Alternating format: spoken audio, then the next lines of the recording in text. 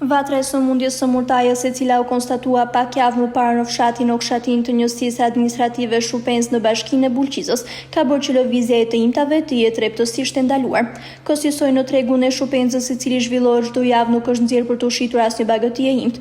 Banorët dhe tregtarët shprehin se prej shumë javësh në treg mungojnë bagëtia e imët, e cila rrezikon të infektohet apo të jetë e infektuar nga sëmundja e murtajës. Në treg po shiten vetëm shpenë shtëpiak dhe produkte të konsumit të përditshëm. Autoritetet e veterinarisë në Qarkundibër nuk kanë dhënë ende një afat se kur konsiderohet zona e pastër, ndërsa vijojnë të mbajnë në monitorim të gjithë blegtorët e Bulqizës. S'ka asnjë lloj bakterie, s'ka ka muj. Ra murtaja nuk ka pa dalë gjë në pazar më.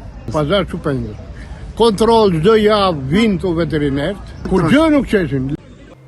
Vatra e murtajës në Okshatin të Shupenzës shkaktoi ngordhjen dhe asgjësimin e rreth 220 krerëve të imta, ndërsa blegtori pret të kompensohet nga shteti.